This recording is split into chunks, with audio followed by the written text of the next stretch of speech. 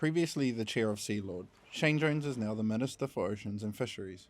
He has already highlighted aquaculture as a short-term focus. We spoke with him to find out what else the industry can expect while he is at the helm. I te minata, tēnā koe. We're here to talk about fisheries. You were once the chair of Sea Lord, now you're the Minister of Fisheries. How do you plan to manage any perceived conflicts, and do you care? Think about conflicts when you're a politician. You need to just be open about them. It's inevitable that people who have an antagonistic view to commercial fisheries will imagine the worst. But look, over the years, there's been a host of agricultural ministers who have been farmers, so I don't envisage there being too many problems. Recognising the many benefits of having abundant fish stocks, do you plan to restore and manage the biomass of our quota species? Yeah, well, obviously there's no future for the industry if the fish stocks are not robust. I will require the officials to give me some advice to test whether or not the statutory criteria upon which TACC allocations are made, is it still fit for purpose? There is an ongoing challenge for some species, such as tarakihi. Obviously, orange ruffy is always a matter of debate. But look, I remain a supporter of the quota system, but no system is permanent or perfect. And all systems designed to cope with the vagaries of managing natural resources have to be adapted. I'm sure over the next 3 years I'll get some briefings from the officials, but I'll also keep in regular contact with industry and the other stakeholders in the fishing sector, i.e. the recreationalists, and people from NGOs concerned that ecosystems such as the Kina explosion up in not only the Taitokero, other sorts of places, but these are often matters that go beyond the statutory writ of the Fisheries Minister. You're also the Minister for Regional Development, so I'm wondering how you plan on balancing the industry transformation plan's proposal for a smaller fleet of larger vessels landing at a centralised location with supporting smaller local fishers. Yeah, so our government has in its 100-day plan the cessation of industry transformation plans to the extent that that plan represents a pathway forward. We need to ensure that it also includes, to a greater extent, growing fish. Because let's face it, our wild fish stocks are under constant pressure, and a robust quota management system will enable us to ensure that the pressure isn't overwhelming. But if you're looking at where wealth can come from, then it's going to come from our ability to farm the sea.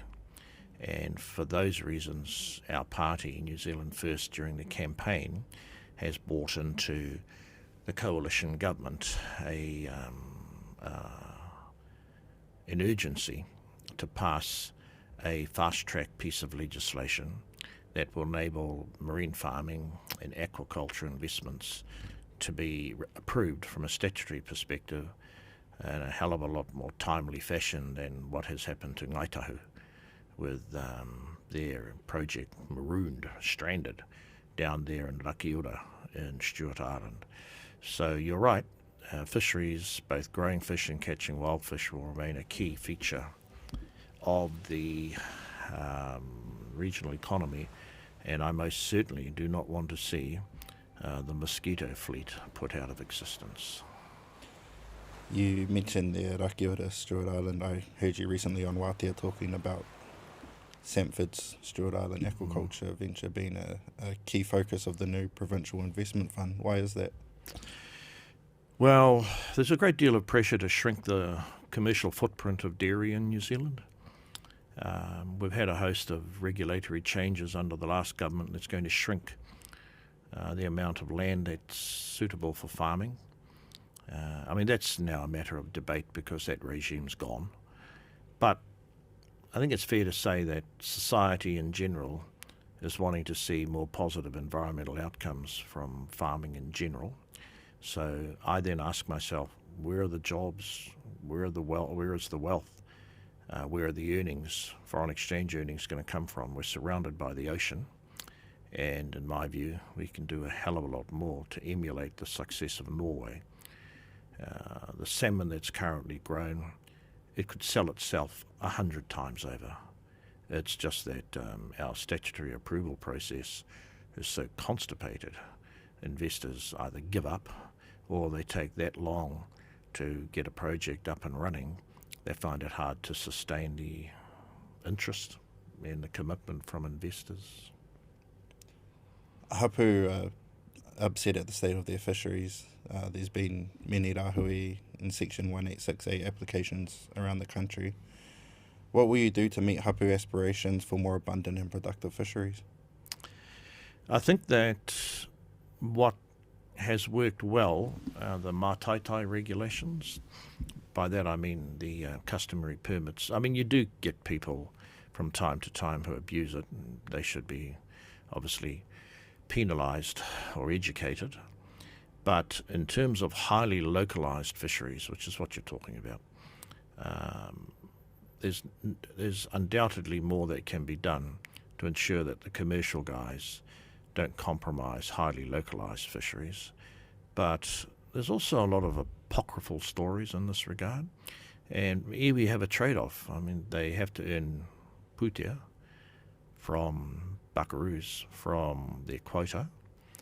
And if they're not dedicating the proceeds from that quota to something that makes sense to Hapu, then naturally the local Hapu communities, whether it's, for example, the Herekino Harbour.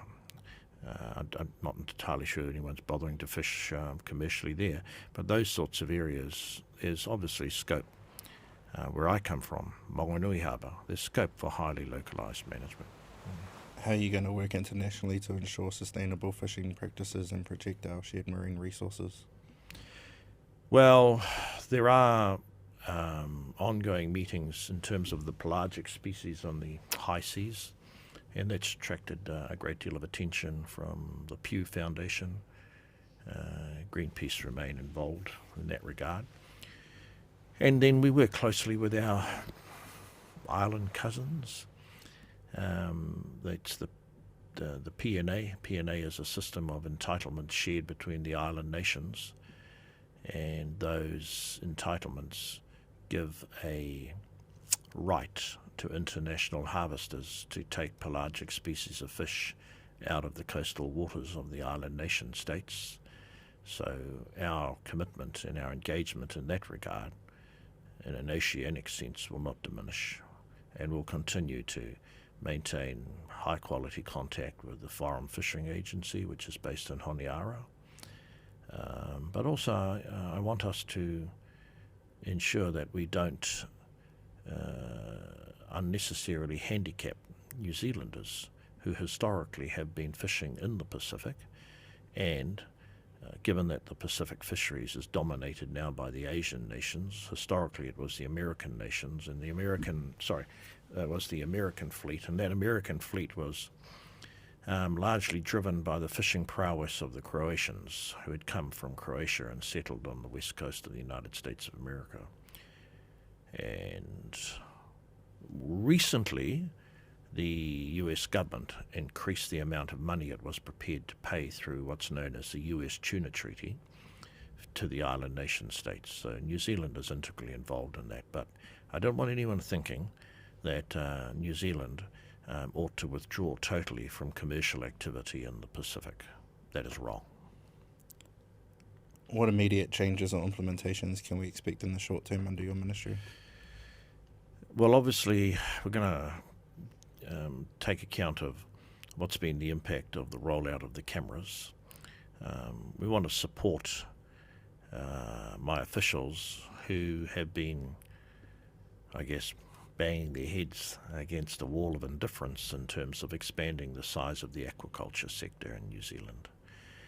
And the third thing is ensuring that whatever challenges there are in relation to compliance, that we maintain some vigilance there, but at the same time ensure that where the state does end up in litigation, that we've got the best possible information at our disposal to defend the decisions made by the officials under the Fisheries Act.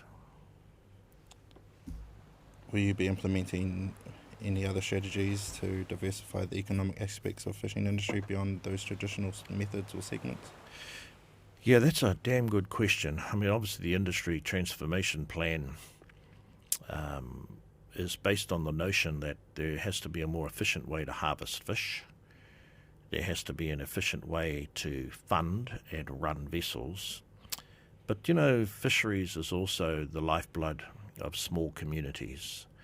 And I'll be looking at how those small communities can continue to be participating in the industry so that they're not overwhelmed by agendas to prevent small businesses from operating and handing everything over to multi-million-dollar trawlers, of which obviously I understand the importance of, having been the chair of Sea Lords.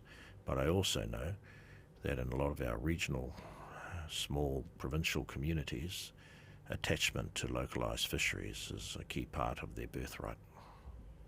Any other comments around fisheries or what we can expect in the future? No, aquaculture is going to be a key outcome. Aquaculture has been frustrated by a constipated resource management process. So we're looking forward to working with the Minister of Resource Management Reform, Minister Bishop, to come up with a fast-track process. And that fast-track process has to be driven by an acceptance that this is a new frontier where we can create more jobs, attract more investment, generate exports, and increase our foreign exchange earnings. And that is what this sector can offer to New Zealand as we manage our way forward and over time reduce the amount of debt we've been saddled with from the COVID experience. Are we sacrificing the well-being of our finfish and wild catch species in order to prioritise aquaculture?